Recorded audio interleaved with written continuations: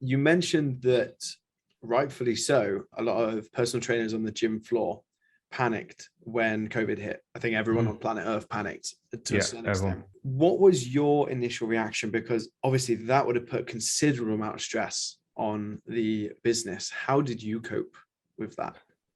Welcome everyone to the main journey, a way for you to join me on a learning journey through life.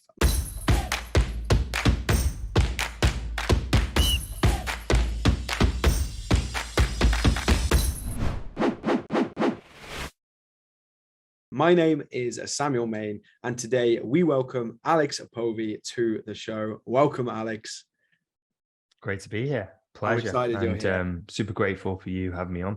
Yes, sir. I'm excited that you are here. So we first met in Spain. I think we were trying to work it out like 3 or 4 years ago, and a lot has changed since then. So I'd love for you just to give an insight into what you've been focusing on the last couple of years, and then also ultimately how you help people. Yeah, so it was a long time ago, which it feels like, back before the pandemic, before we went into that crazy little 2-year window when things locked down. But back then I was like helping PTs on the gym floor, building their businesses, helping them get clients, which honestly is pretty straightforward to do. If you spend enough time in the gym and you speak to enough people and you make enough offers, you can fill up your schedule pretty easily with PT clients. And that's what I was doing. It was a pretty easy process. I had a program for it. I was coaching trainers one-on-one.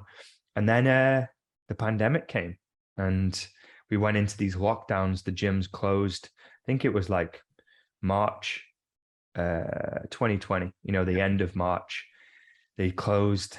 And all of a sudden, all these trainers were panicking, going, well, what do we do now? Because are the gyms going to open? Are they not? And I think there was this big shock period where people were just like in denial. The things had closed and they were just going to open back up again. And then a month passed and then clients started to go, hold on a minute, like the gyms are not opening. I want to cancel. And so we had like a lot of cancellations coming through from these PTs and their clients because the gyms were closed. I couldn't get any new PTs on board. And so I had to help the current PTs that I had like in my roster take their clients online. It was almost like this makeshift way of online coaching, and it was personal training, like virtual personal training. And then I realized, wow, like there's more to this online virtual training, personal training, online coaching thing. I didn't even know what it really was at the time. Obviously, you had more experience in that field at me at the time. And I was like, wow, there's more to this than just like walking a gym floor. Like you need marketing, you need systems, like you need a lot more in order to make this work.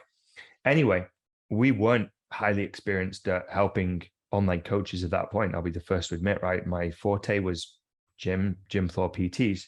And so we ended up, because we had to, partnering up with another company based out in Canada, and we helped them scale up their business. So me and my business partner, Dave, partnered up with Dave before he then had his partner come into the fold, Lucy, and we built the Online Trainers Federation, which some people may be familiar with. But that was very successful business, doing 7 figures in revenue, built one of the biggest Facebook communities in the world. And then that was sold on. It was sold on pretty recently, last year, to some outside investors and operators. And at that point, we went back to doing our solo thing, helping online coaches our way build their online coaching businesses. And that's where we're up to today. Flying solo again, helping PTs take their fitness business online and giving them everything they need that we've learned over the last couple of years. So that's a snapshot, I think, of what we're up to. It's so refreshing to hear that journey, having seen your like starting point in a way. Yeah, you were there at the beginning, to see how much you then accomplished from then. And actually, I remember now looking back that in a way, it sounds really silly, but you weren't like competition for us when we were there, because you was working with PTs in person. So it's really funny now to hear like the transition into the online. Very organic. You mentioned that, rightfully so, a lot of personal trainers on the gym floor panicked when COVID hit. I think everyone on planet Earth panicked to a certain extent. What was your initial reaction? Because obviously that would have put considerable amount of stress on the business. How did you cope with that? Honestly, I was like in a little bit of denial myself, I was like, you know what? It's going to last a couple of weeks, because we'd never seen anything like this before. Yeah. So it's like, yeah, it's going to last a couple of weeks and we'll be back to business. And we were almost just like planning for when that was going to happen, like we're going to go super hard when things open, we're going to pump ad spend, we're going to get in front of more people, we're going to make up the losses. But then after a month, we're like, okay, what they're saying in the press, in the news is like, this is not changing and this is getting tighter and tighter. And so like, I've always pivoted in life, whether that's career, business, whatever. And I've always like found an angle or found the path that I need to take in order to keep moving forward, whether that's an opportunity or whether it's like pivoting. And so me and Dave just got very critical about what we were doing, what cash reserves we had available, and what steps we could possibly take in order to navigate the situation. And just like any other business owner, we got resourceful. We made some strategic moves and we just plowed on, there's really not time to like sit and contemplate when you've got a timer running against you, because like when you've got a business, you've got overheads. Yeah, you've got overheads, which is basically when you're a small business like I was, your overheads is basically your salary that pays your bills. And if I don't like make money, then I can't pay my bills. And so it was really just like, how do we make money and how do we survive? It was almost like the primal brain kicking in and going like, how do we survive here? And we just figured it out, and luckily I had Dave, my business partner, who's like a good sounding board and someone to kind of weather the choppy waters with. And we figured it out, we just moved forward, and it was kind of the best thing that ever happened to us. I'm going to say it. It was the best thing that ever happened to us, because the business we've got right now is more fulfilling, more impactful, and I fucking love it. Hopefully I can swear. Yeah. Far away, buddy. Far away. This is the most relaxed podcast you'll be on. It really is. So right now, obviously you're focusing on online. Mm-hmm. Do you have a preference still, online or offline, or are you pretty much all online? All online. Yeah, I like online because, like, I'll be honest, it's not mentally challenging to help a personal trainer on the gym floor build their book of business. It's very simple, right? I could give every personal trainer listening to this right now the key. It's be in the gym frequently, approach people on the gym floor and say, hey, when are your next training? They say, tomorrow night. Great. Would you like to grab a free taster session? I'll take you through a couple of exercises, workouts. Great. What's your number? That's it. You repeat that process multiple times a day and you'll have a full book of business. That's it. That's all you have to do to build a personal training business. That's how I built everyone's, right? It was so simple. It was almost like I felt like it was too simple and like, why would anyone pay me for this? But a lot of people need accountability, implementation, and that execution, and someone telling them what to do in order for them to achieve it. And that's all we did. So it wasn't like mentally challenging for me. And I do like a challenge. And online is a challenge, especially because you've got Facebook, Instagram, LinkedIn, TikTok, you've got email. Like you've got so many different ways of doing it, so many paths to success, that you can choose a path, you can carve it out, and it can be very technical. And the numbers are also more exciting. Like I have a client right now that does 100K a month as a fitness coach online. Like that's unheard of in personal training unless you've got like a team of maybe 10, 15 people. It's crazy what you can do online because there's a lot of systems and leverage. And so it's more exciting to me, it's more exciting, it's more challenging.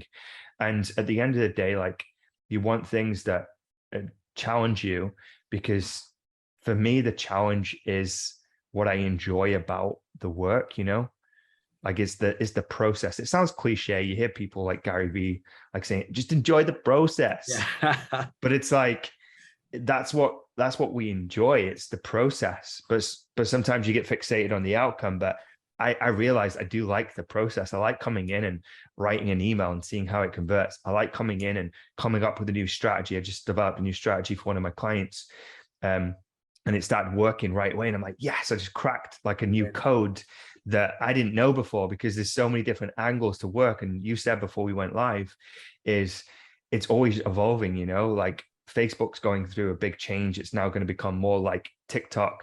Yep. And so like all these platforms keep changing on themselves. Personal training businesses don't really change. That's like a gym floor doesn't change. Like a gym floor is a gym floor, and a gym floor has been a gym floor for a very long time in a big box gym. And so when you ask me like what I prefer, it's a long-winded way of answering it, but here's me just geeking out on what I do and what I enjoy doing, which is something a little bit more challenging, I love that, because it's, for you, I know that you've got to a place where your basic needs are met. So now you don't have to go and, chase paying the bills for next month. So now you're leaning into what you truly enjoy and stripping it back. And it's such a true point where you mentioned the gym floor and being able to serve clients on the gym floor isn't changing. That's not going to change either, but the online is adapting and changing every week, every month. The rules and what you can do, the algorithms, the platforms, there is so much that you can do. So if someone was looking to either get involved into personal training on the gym floor, or looking at potentially going online, what advice or what steps would you recommend for them to establish which direction they want to go in? Yeah, that's a good question. Again, it's like preference, isn't it? Like what makes sense for that individual. So I have like clients who are PTs and they want to take their businesses online, but they also like that in-person time with clients, because here's the reality of building an online business, which I need to like spell out for some people who are inquiring to work with me, is you're going to spend a lot of time doing stuff like this, sat in front of a computer on Zoom, creating content, writing emails, writing programs, sit at a desk, probably getting some like poor posture, because you're like just constantly sat down and getting stiff. And it's kind of like a glorified desk job in fitness. Like that's what it is, It's not like personal training where you're in that vibrant environment, the music's playing, like you're quite physical, there's a lot more touch involved, like it's a much more like intimate experience. And so it depends what someone's preference is and how complicated they want their life to be as well, because online coaching is more complicated. So you need to have the capacity to handle the complexity of online. Like personal training is very straightforward. You could run personal training with a notepad. You could literally be as basic as having a notepad with, like, when you're meeting all your clients, you could have all their phone numbers on there or in your phone. You could set them up with Trainerize if you want to be a little bit more advanced and provide them with some check-ins, etc. But it's quite kind of a simple life. Online, it gets quite complicated and it's not for everyone. What I would say though is, I think a good approach, and again, this is just an opinion, it's not a roadmap or this is what you should do. Like no one should have to do anything. But I think a good roadmap, in my opinion, would be to get your level 2, level 3, get on the gym floor, work with some clients in person, get a feel for that. And then if you're like, you know what, I want to like look into online and dabble online, like go and play around, go and explore, go and like taste, go and see if it's for you. And if you're like, you know what, I like creating social media content, I like editing things, I like sending emails, I like this online thing, and I can see it's got more potential, then you may want to explore that and layer it in, and then you can have a mix of both. Or you may just decide, like, you know what, I want to be traveling and I want to be coaching. I don't want to be locked down to a location, and it aligns more with my lifestyle. So for me, I don't want to be tied to a physical location, which is why I have an online business. Yes, I have an office, we have an office here where we can have 5 people in this office, but I've just been in Mexico for a week and still able to run my business, not had to pause clients because it's all done through a mobile and through a laptop. So it depends what your lifestyle is. And you asked me like about like buying a home. well, I've got a home that I own, but I rent it out, and I'm going to actually be moving around a lot. And so for me, I like the flexibility that the online model allows to move, like you've lived in many different places. You can only do that if you've got an online business. It's very hard to take your in-person clients with you. So it's all like about aligning your lifestyle as well. Yeah, love that. Love that. I definitely want to delve into some of the travel stuff because I'm just genuinely intrigued. I think it'll be fun. But I want to just continue with the online coaching right now. You've obviously transitioned yourself, your own coaching. Mm-hmm. But what are the most common mistakes that you see online coaches making, either when they start or, as they've already got a couple of clients? Great question. First big one is they niche down too soon. Okay. And when I say niche down too soon, is they approach it in either two ways. Number one, they niche down like really quickly and then rule out all this low-hanging fruit and people who would like willingly sign up to work with them if only they'd kept their message a little bit broader in the beginning just to get some traction. So they niche down too quickly and they miss out on opportunity. Or the second thing I see when it comes to niching is they spend 2 months niching down and do nothing but like contemplate who they want to work with. And as a byproduct, make no progress, get deflated, and have this false start that then leads like a bad mental impression and just destroys all momentum. So what I do with my clients is if they haven't got a niche, I do have some clients that come to me who already have a niche. And so I'm not going to say, let's open it up again because they're past that point. But for clients, typical clients that come to me, they're personal trainers on the gym floor that don't have a niche. I say, listen, we've got a launch plan phase, like a series of things that you go through where you don't need a niche. I just want you to market. Now, if you just want to say to me, I want to focus just on guys from day one, great. That's the only niching you need to do. Okay. But if you are not too fast and maybe you've worked with both male and female, let's just keep things broad for the first couple of months. Let's learn and earn is what I call it. So learn and earn, bring people on board, notice who you're bringing on board. Is there patterns? Is there a preference of who you're liking working with?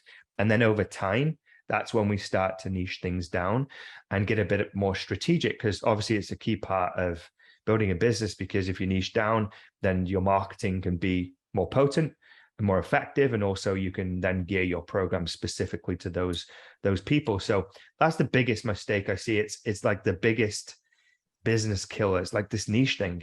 It's a tricky thing. You need it, but then you don't need it right at the start. In my opinion, it's better to just be a little bit broader. I love this. And obviously I've been very fortunate to quite a few these podcasts. I've obviously worked with hundreds, if not thousands of coaches now at this stage. And I'm a big advocate for this too, in that your first 5, even your first 10 clients can be anyone. Because at the start, you need cash flow, you need momentum, and you need experience. Exactly. Once you've got those 3 things, then you can actually refine what you're doing. But you need to get those first 5, those first 10 to even decide actually who you want to work with. A lot of people will pick their niche and design their whole program, everything they're doing around this niche. They serve them once and they're like, oh, I don't even want to work with exactly. And all the work that's gone into it. I was speaking to someone the other day and I'm like, what are you working on at the moment? She's like, oh, I'm just trying to like figure out my niche. And I just know when I hear that and they've got no online clients that they're going to be doing that market research for the next 2 months, making no progress, when they could have just started signing up some people right now and realized that that's probably not the niche that they want to work with, and they'll be further forward. It's this imperfect action type approach that I like to take and I like to instill in my clients, because it's the advice that I always give myself is you're never going to feel ready. It's never going to feel perfect. Let's just take some action. Let's see what happens. Let's take that feedback loop. And then from there, we either lean into it or we lean away from it, and if you just take some action and do the doing, you're going to probably get to your niche eventually anyway, organically, versus trying to hypothesize from day one, who should it be, Love that. Love that.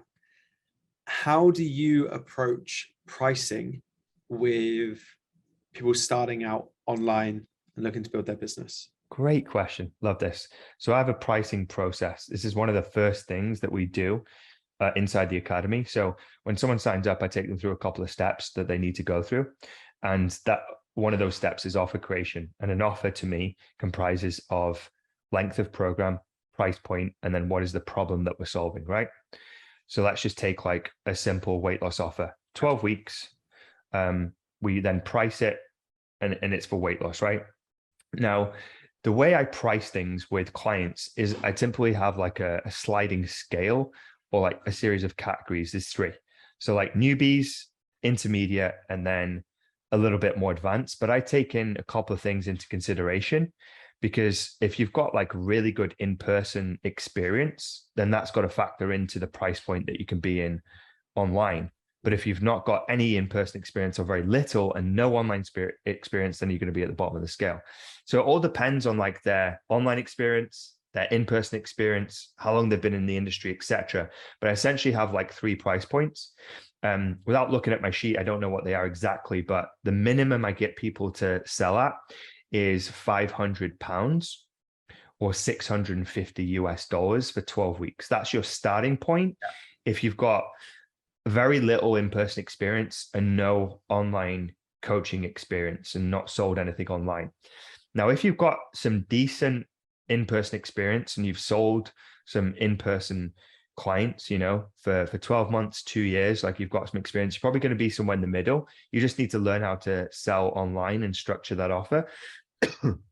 Excuse me. So they're going to be closer to about £1,000 to about £1,200, or like $1,400 to $1,500. They're somewhere there.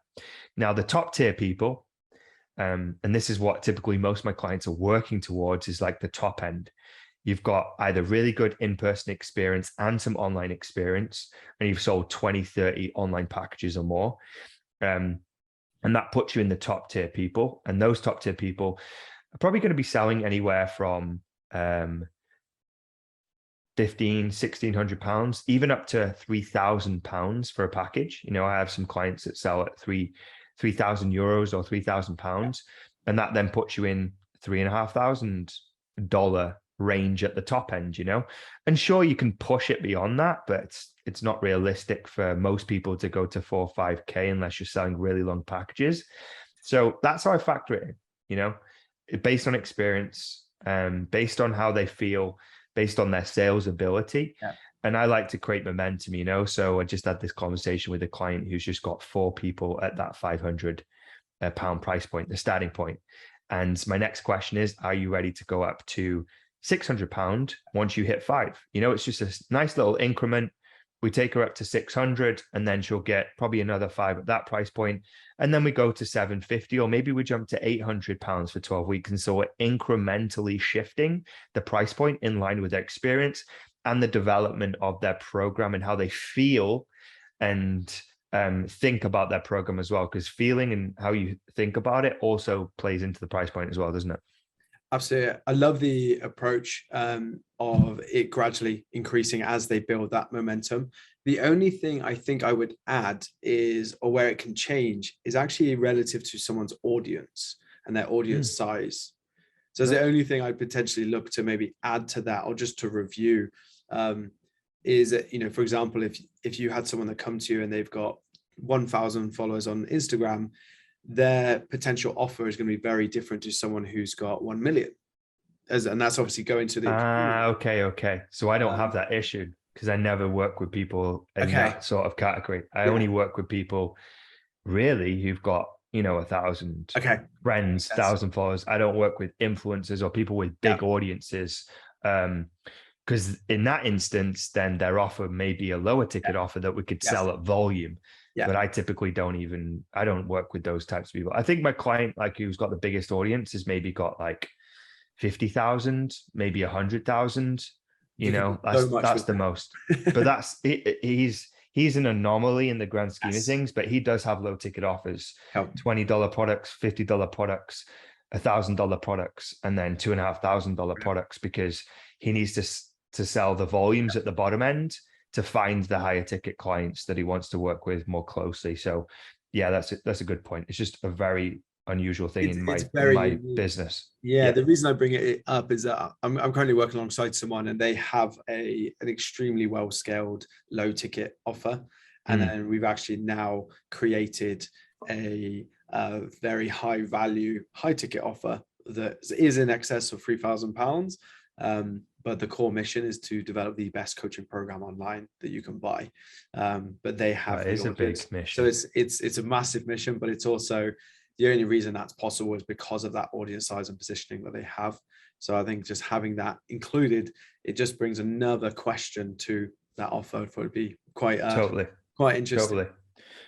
So if you've got your offer, you've got your niche, you're confident in ultimately what you're serving and what you're selling, how would you go about marketing your online business in 2022? Good question. So again, I'm just going to run through what I do with my clients. So when they begin with me, I ask them, what platforms are you currently using and where is your biggest audience? So what platforms are you currently using? Where is your biggest audience? And again, I like to keep things simple to begin with, especially in like the first couple of months. And if they tell me Facebook is their biggest audience, then I make Facebook their primary platform. Okay. And we focus on engaging and doing our growth on one platform first. But if they've got multiple platforms, we post what we post on Facebook on those other platforms, if it makes sense. You know, for Instagram and LinkedIn, for example, the content for Facebook is going to be very similar. So we'll distribute in the other platforms, but we'll do our growth strategy on one. And that's what I'd say is like, keep it simple, focus on one singular platform. And that's where we're going to build from. A lot of my clients, because they've got personal training clients or they've been on the gym floor, before we even start penetrating their social media audience, we're penetrating just a network that they have. So I just had a coach that came in. He had a trainerized contact list of like 300 people that he's trained over the years. I give him a strategy straight away that doesn't involve any social media marketing. He fires off that strategy, signs 5 clients, has got another 5 calls booked. He's not even got into social media marketing yet. So like, that's what I start with. If people have got the assets, they've got the contacts. Like, and I had another client who signed 2 clients whilst hiking Machu Picchu. Is that what you say it, in Peru? Yeah. So he was on a trip in Peru, signed 2 clients, like they're $2,000 clients each, just hiking. And then another client who signed one on a camping site, you know, like, so I'm also planting seeds that my clients don't have to get their clients from social media. And it's actually easier to get clients from in person and find them from their current network that doesn't always exist just on social media. So I penetrate that audience first with them, exhaust that, and then we move on to a singular platform strategy with a multi-posting strategy if they've got the platforms, and then we expand out. So long-term with my clients, I believe in media distribution and leveraging all the platforms available because it's easy, right? Like I did a test this morning. So I've just refined down my reel posting strategy where I bulk create the reels, the captions, the edits, the graphics, right? And I timed myself posting it, and I'll actually just pull up the locations that I post this. So I post it on Instagram, plus upload it to Instagram stories. I post it on Facebook Reels. I post it in the Facebook feed, in my Facebook group, on my LinkedIn feed, and on TikTok, right? So that's 1, 2, 3, 4, 5, 6, 7, 8 places if you count Facebook stories, 8 places in 12 minutes, right? And if you combine that audience size, it's massive, okay? So like media distribution doesn't take a long time once the platforms are set up. And why wouldn't you? You know, like stick a growth tool on LinkedIn, right? Add some growth strategies to the other one. You can organically grow these audiences without really running any ads. There's tools for it these days. And then you're just distributing media. But I don't get a client to start there because they have to set up the platform to optimize it, to make it like a legitimate platform and social media account. Otherwise, posting on there is not going to convert because the account's not set up the right way. And so we don't start there, but we work towards there. That's my philosophy. People will argue with me and say, you just need one platform and just double down there. But why wouldn't you have multiple platforms? You know, it's easy. Fully agree. I fully agree. I think where it's at right now, like you say, 12 minutes to distribute that content across all those platforms. And then the likelihood of one of those seeing success is now dramatically higher. because that's all you ultimately need, is one of those videos to really do well. They're all the same video, but one of those platforms to do well, and tick. There's your leads. There's your opportunity that you need to then. You only need one person to see it to get a client. Actually, I missed out one. So Vinny actually uploads it to YouTube Shorts as well. Yes. So it goes to 9 places. So one piece of content goes to 9 locations. Incredible.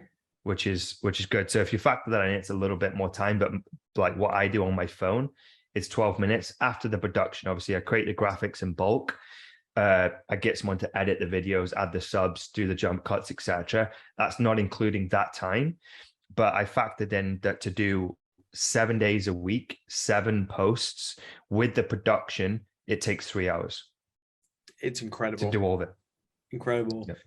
One of the best versions I've seen of this is someone that I know that will, for 6 weeks out of the year, record their entire content for the year or 2 years in one block. Now that's extreme, but they hire a full-time videographer, full-time photographer. They then take themselves through they are in the fitness industry, so they take themselves to get into, let's say, photo shoot ready. Yeah. And then they bulk record everything. And that's madness. Very interesting. That's the highest level that I've seen of that. I don't think I could do that. And here's the reason why.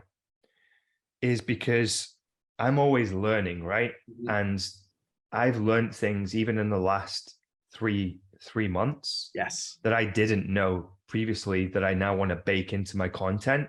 And also I'm always refining how I speak and my messaging to speak more and more and more accurately to the people I want to attract.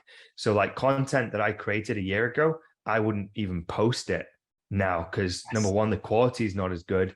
Number two, the delivery or the message is not as potent and as direct and as on brand as my message today. So I think there also becomes a limit of like, if you create too far in advance, then it doesn't work so much for you. But with the Fit Pro thing, I get it. With like capturing bulk content when you're in like tip-top condition is a no-brainer. Writing the content, fitness is not super complicated in terms of, you know what I mean? Like it's not evolving at the pace as technology. Technology evolves very quickly. And so like something you talk about at the start of the year can be different at the end of the year in technology and in marketing, because like the platforms change like light speed, so there's that to consider. Depends on the niche. I think you're spot on. If it's business to business and in marketing, like for what we're in, you couldn't do it. But I think business to potential customer, like that Fit Pro, where the fundamentals of training and nutrition are not going to change that much, there's a little bit more scope. But also look at the move that we've seen in the industry now towards video and podcast, even, compared to even imagery from the last couple of years. All these platforms are starting to move towards shorter form videos, which is super, super interesting. So obviously if you have bulk created your content and you haven't planned for that, then that changes how the overall performance. So I just found it super, super interesting on that level of production. I want to revisit some of the traveling. Obviously I've been very fortunate. I've got to travel, live abroad, and develop some cool stories from my travels. But what advice would you give to someone who's maybe has an online business, they're looking to travel more? What tips and tricks would you have for someone if they're looking to go away? Yeah, this is good. We actually covered this inside the academy whilst I was away in Mexico. Like I practice what I preach. It all depends like what your goals are, when it comes to like your business. If you're like very growth orientated, even when you go away, you're still working on keeping the business growing, but if you're not like hyper growth orientated, then you can set yourself up to really have a lot of downtime when you go away. But just to give you some context, when I went away to Mexico a couple of weeks ago, well, actually I got back a week ago. It was about a couple of weeks ago I went. I was still just like creating content whilst I was away, because like going abroad is just easy when it comes to content creation opportunities, because the scenery is good, the backdrop's good, you're generally in a more relaxed state. And so you can easily like create a lot of like content really easily. So I'm posting 1 to 2 times a day, just content, marketing content. And I've got a group program, right? So I've got a couple of group calls on a Tuesday and a Thursday. So that's easy for me to hop on and run those calls, do a little bit of prep beforehand, and then respond to clients. So like realistically with like content, client work, I'm doing like a couple of hours each day. Really simple. What I'm not doing is I'm not doing like any big content creation or projects. So before I went, I got big content creation stuff for the course and for clients done. Any podcast I wanted to get done, I got done. And I wasn't taking any sales calls whilst I was away either, you know, and I had targets, you know, sales targets to hit before I went away, big push before we went, and then probably bigger hours before I went away so that I can have some downtime. So it's almost like a big push, projects off the plate, close the calendar, no sales calls, bar one, like I did one. And that's it. So it's almost like a streamlined schedule going into the holiday, going into the trip. And then that's how I approached it, you know. And like if you've got PT clients or online coaching clients is probably a better example. Like you could fully well just say, hey, I'm going away for the next week. I'm available via Trainerize or Voxer if you wanted to drop me any messages. There'll be some delayed response times because I'm going to be taking some downtime. And most clients would be like happy with that, provided you were there and available, because everyone goes on holiday. So do clients too. If clients are like, wow, I'm losing a week, great, you can have an extra one. You know, it's not a big deal. You know, you could just tack on another extra week if they feel out of pocket, so to speak. But my coach went on his wedding and honeymoon for 2 weeks, you know, like didn't do a check-in for 2 weeks. So what? I still filled out my tracker and I still stuck to the things that I stick to with him. It's not a biggie for me, you know. He's still my coach. I'm not going to bin him off just because he's having a wedding and he's having a holiday. So like I think people get a little bit concerned that if they go away, they're going to lose their business. But when you go away, you typically can keep building and marketing, or you could just take a step back. But I mean, creating content's easy on holiday. Yeah. In my opinion, if you've got an online business and you're in like social media, there's no reason why you shouldn't be documenting what you're doing. It's easy enough to do. And most of the time you sat around doing nothing on holiday anyway. Like even us, we're doing excursions, right? We're jumping in the cenotes, we're jumping in the ocean with whale sharks, we're traveling on boats, we're going to different islands. During all of those excursions, you're usually sat on a boat, on a bus, in a taxi, when you could actually write a post and market your business, or at least stay, you know, active. It's easy. Like it's not difficult to do. If you can't do that, like you shouldn't be using social media to build your business. Like that's a bare minimum in my opinion. But some people might say, well, I just want to switch off. Great. Like, why do you need a holiday though from your business? You can't enjoy it that much. Love it. Love it. That actually leads perfectly into where I wanted to take this for your next question, because we spoke about this before, and that is burnout. And you know, you've obviously seen me in hyper growth mode in building a business and running a startup. You've mentioned the growth and maintenance phases that we all have when we're in business. How do you overcome or even potentially avoid hitting burnout when building a business? Yeah, so to give everyone some context, I did like burn out and not just like felt a little bit ill. I was literally hospitalized, you know? So I thought it was just some eye condition that I had when it first came about.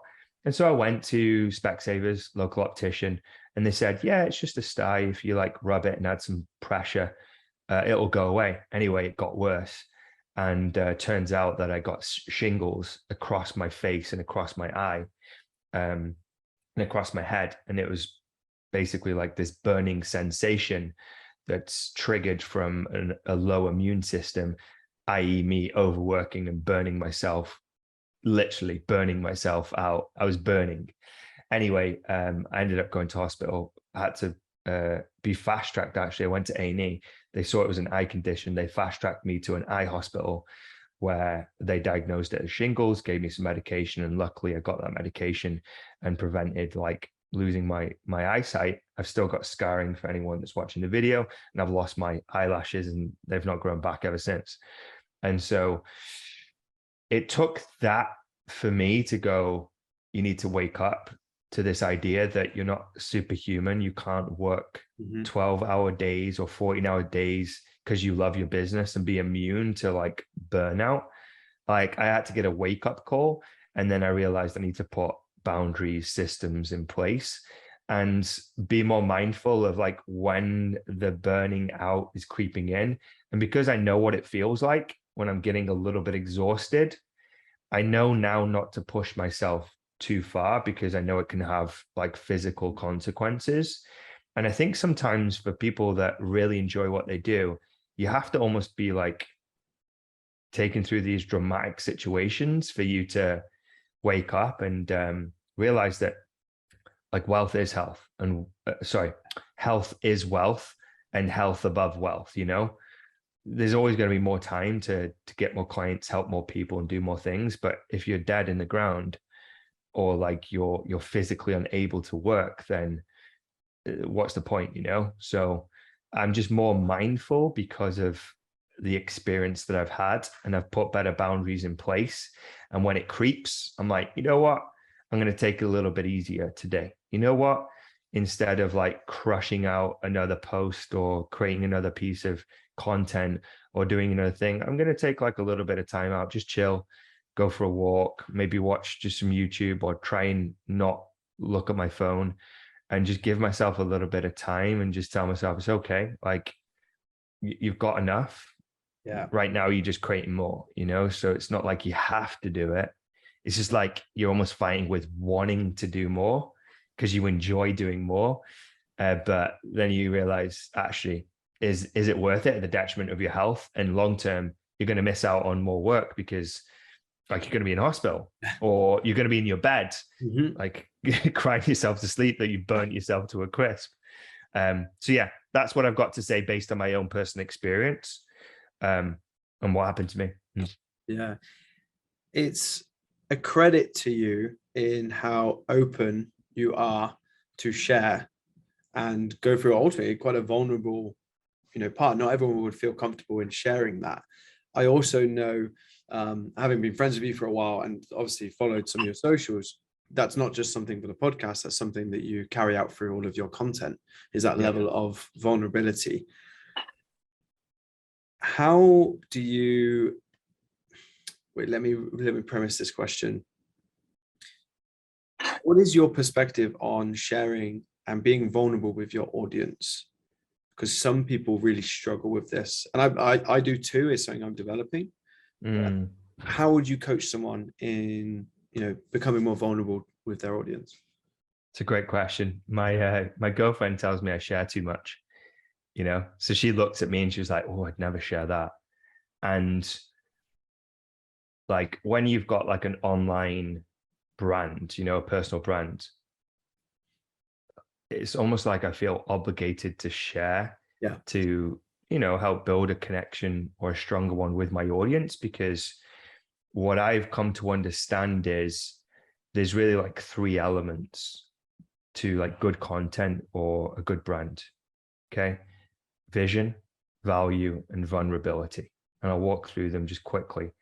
Like vision is like helping people see the vision of what it would be like working with you, talking about your program, sharing client results, giving people the vision of like, if they decided to join your business, your program, your thing, they know what they're getting themselves into. Value is this type of stuff, podcasts, trainings, resources, lead magnets, PDFs, all that stuff. That's important to help build authority and actually demonstrate that you know what you're talking about. But what really builds trust beyond providing value is being vulnerable from time to time and actually sharing things that make you human like everyone else. So your fears, your insecurities, your limiting beliefs, your challenges, and not in a way where it's like a pity party, so to speak. You're sharing it in a way where there's been a lesson, or there's been a positive outcome, because I'm a delusional optimist, but I'm also a realist, not a pessimist. But by nature, I'm a delusional optimist. So I actually always end something on a high. Typically, if you see me talking about something negative that's happened, it will end with a lesson or a high. And so it's also an inspiring way to teach. But when you share the vulnerabilities and we talk about these things, I've talked openly about plastic surgeries I've had, burnout that I've had. And I do that because I want people to see that I'm just a normal dude, Like I've got insecurities, I've got fears, I've got limiting beliefs. And my hope is people see that despite all the things that we're challenged by all as individuals, like we could still succeed and be happy and have good health and have good wealth, And I almost just want to normalize that I'm like everyone else. Yeah. And everyone else is like me. I don't want to be this perfect guy and this perfect coach, because that's not a true representation of who I really am, And so I share these things because I think it's an important part of building a brand, first of all, and an important way of like connecting with my audience. And this is why my girlfriend says I share too much, but I do it because I want to exploit my life any way I can to live out my purpose and do what I've been called to do, which is help people. So if I can exploit my life to help build more trust with my audience and get them to say yes to working with me, I can then impact them. So I'll do what it takes. And if it means sharing some shit that people are not usually willing to share, then I'll do it. And there's certain things I'll keep to myself. Like I won't share intimate details about me and my girlfriend that she doesn't want me to share, because that's not my decision to share those things. But I openly share that I've been single for a very long time, and I was really questioning whether I'd ever find a girlfriend. And then I finally met Lara, and it was a girl that I manifested after a lot of like thinking about it and visualizing it, and having been single for a long time. Like I'll share those things because that's my truth, that's the thing that was my thing to share. But things about other people that are vulnerable, I'll never share, because I don't have the permission to do that. And I think it's difficult for people to share because they don't understand the importance of it. Yeah. Anyone can share vision and value. Anyone can share vision and value. Everyone can talk about what their program does and how great their program is. And everyone could talk about macros and calories and weight loss and water intake. But what a lot of people can't do is get vulnerable, right? And if you understand that, that gives you something that you can do that most people are not prepared to do, that's going to give you an upper hand with building really good connections with your audience. And that's what I say to my clients. Like I say, like, if you really want to build a great connection with your audience, if you want people to really know you and really want to buy from you, start getting a little bit more vulnerable. And you don't have to go deep. You don't have to like share your deepest secrets, but at least like tell your audience sometimes when you're not feeling so good, or when things didn't go so well, or when like you fucked up, or that you had a limiting belief, because that's when they're going to go, you know what, this person is actually genuine. This is why reality TV programs like the Kardashians are so successful, because they share everything. Yeah, everything. They're the most vulnerable people on the planet. And a lot of, well, Kylie Jenner's a billionaire because you know all these intimate, vulnerable things about her, and you can see that she's just another girl like everyone else. And she's built a brand off the back of like sharing, and so you can take a lot from the Kardashians in the sense that they're letting you into their life in pursuit of building their dreams. Not everyone's prepared to do that. Not everyone wants to do that. You don't have to do that. Just saying that I do that, and that's the reason why I do that. I love that. I think something came to mind was like, you have to have the courage to be vulnerable for your business to grow ultimately, is how I kind of interpreted that. That was awesome. You mentioned that you're a delusional optimist in your words, and you also mentioned purpose. What is it that you're currently working towards? This is a good question. So for me right now, it's all about my academy, like building you said it actually with one of your clients, like building the best online coaching program in the world, with one of your clients. I think you mentioned that. Now, for me, I want to deliver one of the best business coaching programs for personal trainers in the world. Whether I achieve it or not, I don't know. But if I have that as a goal and as a purpose, then that then starts dictating how I show up subconsciously, right? If you're conscious about something, subconsciously you act in alignment with that conscious thought. And so my conscious thought is, and my intention is, I want to build this amazing program, and I'm not stopping until it's the best. So that means I'm not stopping. It's a long-term, maybe lifelong pursuit, unless I decide to do something else in the future, because it will never be finished. It will never be the best, because the market's always changing, evolving, etc. So like, that's my big focus right now, is really just dialing that in as best as possible, constantly looking at new ways to make it better, and making it the most affordable and accessible way for people to get the support they need. You and I have been in the high ticket coaching space for many years. I wouldn't consider my program high ticket anymore. We charge $300 a month, 230 quid a month, which is very different. But my model is to bring in more people, make it more accessible, and then it's a win-win long-term because of the scalability of it. So it works financially for everyone involved, which is why we have a 76% sign-up rate, Great. From offer to sign-up rate. So that's my big focus, making that what it is. And then I don't know if there was if it was a double barrel question. I think like that's a business focus. Yeah. Like personally, it's finding a new home. So like me and my girlfriend right now are looking for somewhere new to move into for the first time. I've never done that in my life. I've never lived or never like shared a home with a significant other. So that's going to be pretty cool. And then obviously building a home office, which I've had previously, but going to be building that. And then I want to develop myself in jiu-jitsu. So I've just taken up jiu-jitsu, and I want to get a belt, and I want to compete in jiu-jitsu, because I think I've been looking for this outlet for a long time, because I'm so obsessed with business to the point that I burn out and I put myself in hospital. Yes. That I need something that's like physically and mentally challenging, that's going to pull me away from the laptop and my phone, that also has parallels that I can see that relate to the mindset and business, because I love that stuff. And jiu-jitsu is like the perfect thing. And it took me a long time to find it, but I found it, only recently. I've been like to 5 sessions, and I want to compete in that as well, because why not? Like I want to test myself against another human being to see what I'm actually capable of, with nothing but a gi and technique, because I think that's a very humbling experience, and one I want to pursue outside of my business, because my business is not everything.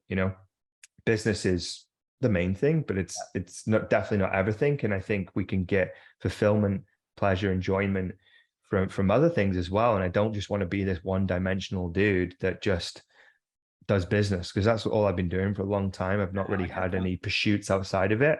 I've just been so obsessed with this. And I think it's kind of healthy to have the balance between the business and some other things. And so, yeah, that's a pursuit of mine at the moment. Love that. I'm stoked that you found something outside of business that you can just go and truly enjoy and switch off. It's really refreshing. It's really good to hear. And thanks, dude. Yeah, it's exciting times for you, for sure. Exciting times. I've got two questions for you to start wrapping this up. One question that I ask all of my guests that come on the show, and the question itself is, what advice would your future self give you in this current moment?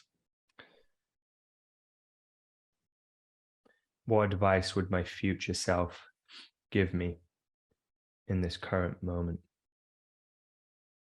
It's a good question. I bet a lot of people respond to you with, that's a good question, so they can have some time to think about what they're going to say. Yes, sir. And this is really good.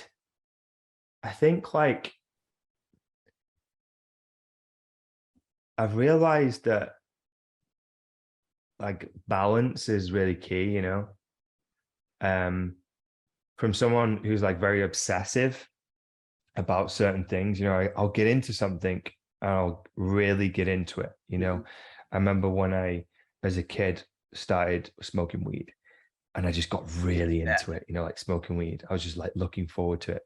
Like, even though I don't know if I was addicted because like I don't smoke weed anymore, but I just like, I got really into it. And then I got really into like DJing and I got obsessed about it.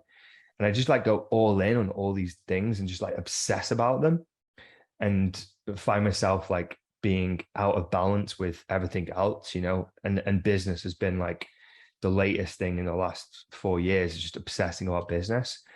And I think like the advice I'd give myself is like, you can be obsessed with something, but still have balance and enjoy other things. And actually your life is going to be fuller if like you've got more balance, you know? So balance between what you're doing in business, what you're doing like outside of it, like the jiu-jitsu, and then your relationships. And I think like for me, the advice I'd give myself is like seek out some balance, you know, seek out some balance. And I think overall, if you were to like look at a happiness scale, it would be higher. And if you look at a fulfillment scale, it would probably be higher too, because as much as I love my business, sometimes it can get a bit stale if you're constantly in it and you're just looking at the screen and doing the same thing over and over again.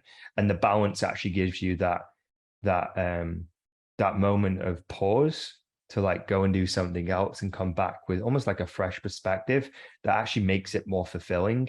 And then when you work on the business and then you come out and you go and do jiu-jitsu, or you want to spend time with your partner, we're going to go for pizza in 30 minutes like we do most Fridays. It then gives you like a pause from that other thing, and then it's almost like you value it more, you know, because life's full of like opposing things, you know, like up and down, day and night, black and white, left and right. And so if you have too much of one thing, it almost like dilutes it and you almost take it for granted. Versus if you have like contrast between this and that, I think you like enjoy that thing more, and the happiness scale and the fulfillment scale goes up for that thing. Versus if you just do one thing, you don't appreciate it more, you know, you take it for granted. So I think, yeah, like saying this out loud, it is balance, because balance then makes everything else taste and feel better. I like that. I like that. It'd be really interesting if if I asked you that question 5 years ago, what the answer would have been, because I could pretty much guarantee it would not have been anything even close to that. No. So that's why I quite like it as a question, because it really makes you sit, think, and reflect on actually where I'm at right now. Love Good question, man. Enjoyed Alex, it. this has Enjoyed been answering it. so much fun. This has been amazing. I want to ask you a question. There's gonna be a lot of people that are going to be interested in learning more about you, obviously the business that you have. All the links, everything is going to be below, but where would be the best place for someone to go to learn more about you and your business? Yeah, great question. So if you're a personal trainer or online coach, I'm on all the major platforms. The links will probably be below, like you said. But I think probably the most valuable thing I can give to someone is access to the Remote Coaches podcast. So this is a podcast where it's pretty much just me sharing what most business coaches would typically charge you for free, because like I've got an abundance of things to give. And I know at the end of the day that people pay for implementation, specificity, and accountability.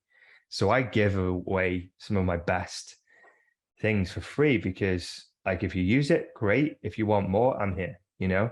So if you just search the Remote Coaches podcast, that's going to be a great resource for anyone looking to build an online fitness business. And there's going to be some great insights there for you. It's completely free. We're up to about 40 episodes. So go check it out, go and learn. And it's going to be a good resource for anyone listening. I like it. I just want to express my gratitude again for you coming on. This was awesome. I feel like me and you could just talk for a very long time. There's so many more things we could talk about. It's been incredible to watch your journey over the last years. It's great to reconnect. And yeah, I look forward to hopefully doing this again someday. Awesome, dude. Appreciate you. And thanks for inviting me on. I really appreciate it. I hope that you have enjoyed this content. And if you've got value from it, please do help me in supporting the channel by hitting subscribe down below. I look forward to sharing more content with you soon. Take care.